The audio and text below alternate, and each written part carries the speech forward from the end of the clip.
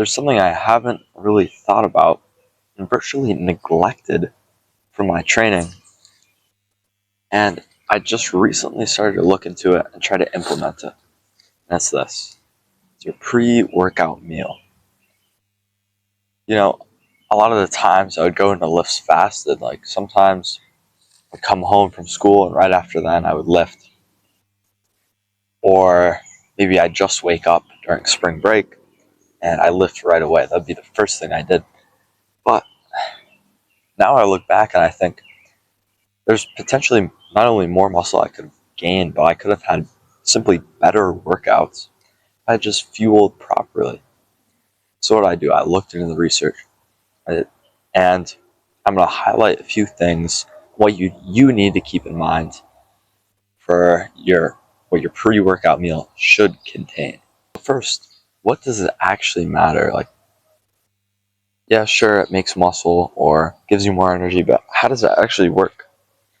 Well, when you have carbohydrates, you're giving your body proper fuel to push hard and obtain a higher version of ATP energy, obtain more ATP energy, which is the same thing that creatine actually does, which is why it works so well.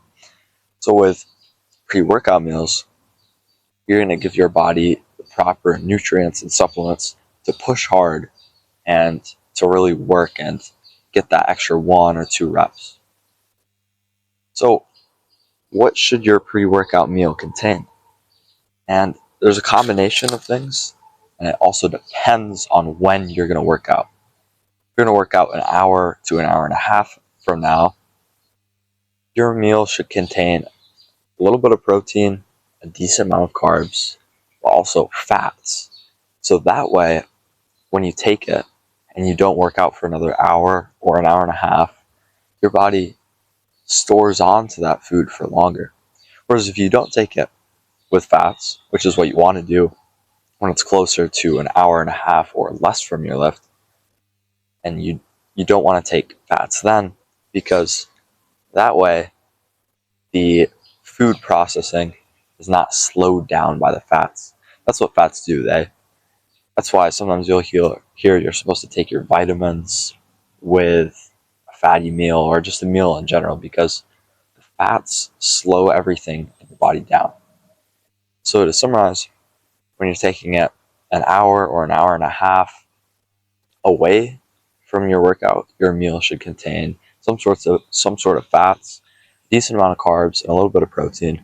But when you're taking it closer to your workout time, it should still contain a decent amount of carbs, a little bit of protein, but virtually no fat. So that way you can get it quickly and be able to use it right away.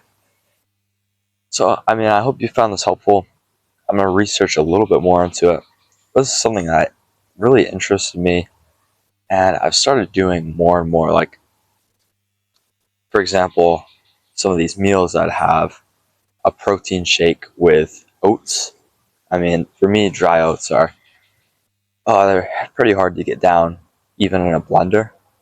But if you apply 1-to-1 water and you already cook them and then you add them, it's a little bit easier to get down. So that's one meal I'd have, or if it's an hour and a half away, maybe I'd have an omelet with some toast or eggs on toast, something like that. So yeah, that's kind of what I've been thinking about. Hit pull today. That was fantastic. Really been enjoying a lot more of these workouts because I've kept the mindset, beat the logbook, which I talked about in a later vid, or earlier vid rather. So yeah, things been going good, and I'll see you in the next one. Oh, my creek's all dried up. Look at this. Look at this, bro.